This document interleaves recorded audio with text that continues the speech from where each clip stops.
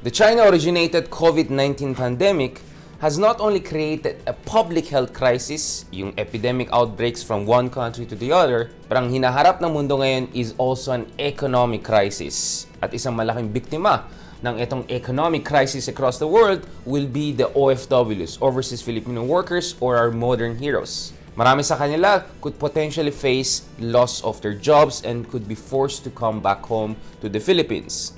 Kaya no surprise na marami nagalit when the announcement came out that the PhilHealth's premium, yung collection nila quarterly or annually, that the contribution will increase from 2.75% to 3% of the income of OFWs who earn between 10,000 to 60,000 pesos. Hundreds of thousands of OFWs and their families and supporters signed an online petition asking the government to suspend this increase in premiums. Dahil po napaka-insensitive ito sa kanilang sitwasyon. President Duterte responded in his populist style. Ayon sa Presidente, this should be voluntary. Now, it's not very clear whether the voluntary means increase from 2.75% to 3%, which is the more likely case, or voluntary payment per se of their PhilHealth premium. Now, wag natin kalimutan, the PhilHealth asked for the increase in the premium in accordance to the implementing rules and regulations for the enactment and implementation of the Universal Healthcare Act or law, which was passed last February. So ayon sa mga PhilHealth, this is just consistent with the IRR or implementing rules and regulation that was passed in October of last year. Now, amid this backlash and call for the President to suspend the increase in the premiums, the PhilHealth is saying that this issue perhaps could be better discussed by the Philippine Congress.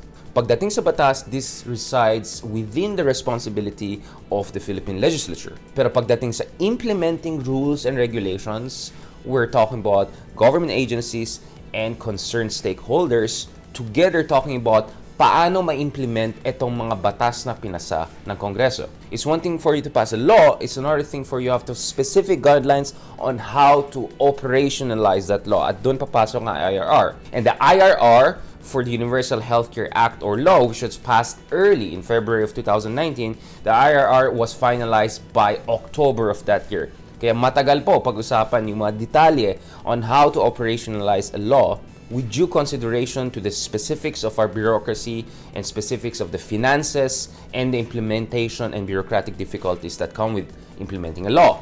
Now, if you look at the 60-page long IRR of Department of Health, the important section to look at there is Section 10, where it talks about direct contributions, including by the OFWs. There, nakikita natin na may gradual increase in terms of contribution hanggang umabot sa 5% ng ating incomes by 2024. Pagdating sa OFWs, we have to look at page 14, Section 10.2C. There, nakikita natin na the IRR is very clear about the contributions that OFWs should make to sustainability of the Universal Healthcare Program. Hindi po mura ang isang Universal Healthcare Program.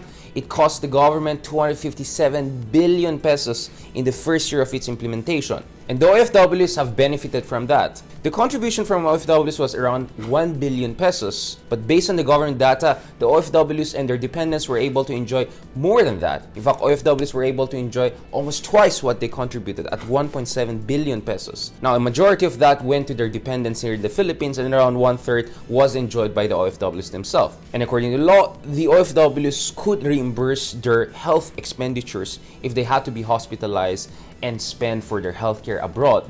Pero sa gitna ng matinding krisis ngayon, perhaps it's very insensitive to ask for an increase in the premiums. So what the PhilHealth and other authorities are talking about is the possibility of a much more flexible scheme of payment. At the same time, there are other proposals that are coming in. For instance, Congressman Alfredo Garbin is talking about alternative means by which we can collect these funds to make sure na sustainable yung universal healthcare, and at the same time, this is amenable to our OFWs. So the question right now is, if the OFWs are not required to increase their premium contributions, who else is supposed to shoulder this? And if no one else is going to compensate for that, paano maging sustainable yung universal healthcare program? These are difficult times for our OFWs, for the Filipino people, and the world.